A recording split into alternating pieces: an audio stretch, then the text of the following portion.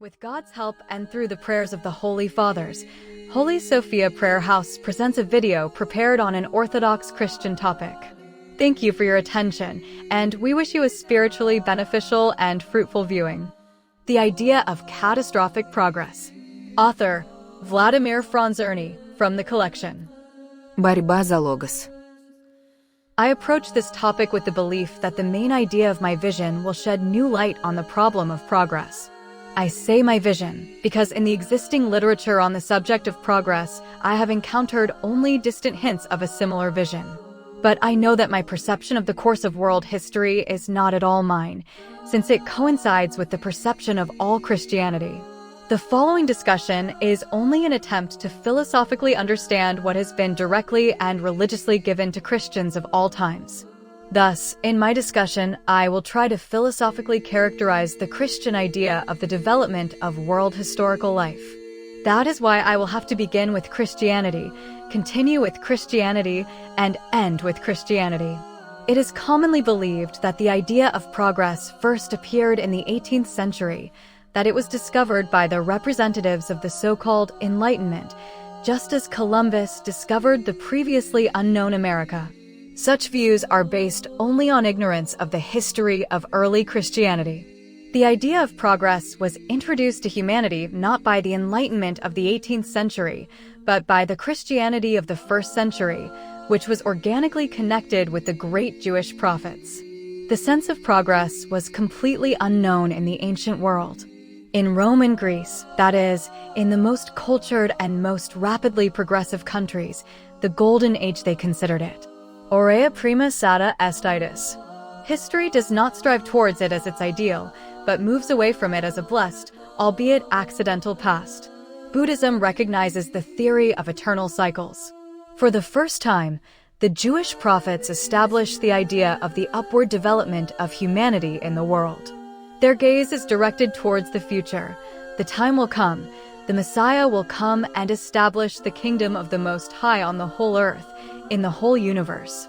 A golden age awaits us, and the entire history of kingdoms, which are created and destroyed by the will of Yahweh, points to the time when the law shall go forth from Zion, and the word of the Lord from Jerusalem. He shall judge between many peoples and rebuke strong nations afar off. They shall beat their swords into plowshares, and their spears into pruning hooks. Nation shall not lift up sword against nation, neither shall they learn war any more. Micah 4 verses 2-3 / Isaiah 11 verses 3-4. Christianity is completely imbued with a sense of organic development. It appeared to the world only when the fullness of time had come, when historical conditions were ripe and the process of human development had reached a certain limit. Pre-Christian history is not a random collection of events and facts, but is the providence of God executed with a single purpose. With the coming of Christ, history does not end, but a new era begins. A fundamentally new seed has been sown in the life of humanity, which must germinate, develop into abundant shoots, absorb all the juices of the earth and, as a result of a long process, ripen for the final harvest. This basic religious feeling of life was also formulated in philosophical concepts, of course, in those concepts that were developed by the advanced philosophy of the time. The first Christian apologist, Justin the Philosopher Doctrinus, nothing more than the chronologically first theory of progress. Thus, there can be no talk of a hostile confrontation between Christianity and progress.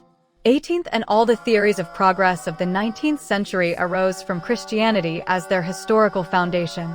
Christianity differs from these ideas in the most fundamental and unprincipled way, not because it rejects them, but because, on the condition of their full acceptance, it demands many things that are not found in these theories. Although this is precisely the most important and essential.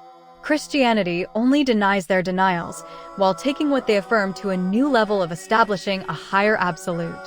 I will now analyze the whole series of denials made by the conventional theories of progress, and then it will become clear, first of all, how Christian ideas about progress differ from conventional ideas.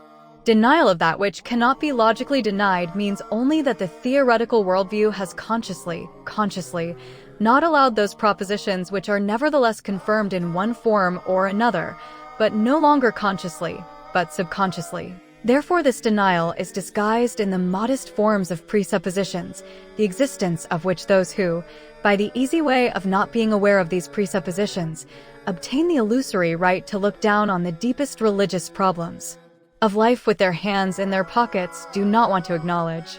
I will limit myself to clarifying the main premises of any theory of progress. There will be a sequel. Source: https://vladimir-arnd.ru/idea_catastrophe.html #is ref2. The material was translated and prepared for publication by the editors of the site Apocalypse. 2026 year. The sources are translated by docs.google.com. The spelling in the text may not correspond to the original, so please take this into consideration in advance. Respectfully, St. Sophia Chapel. May God bless you. Thank you for your attention. You have watched a video presented by Holy Sophia Prayer House. Please subscribe to the channel so that it may become more successful and its work may serve good and beneficial purposes even more effectively. May God help and bless you.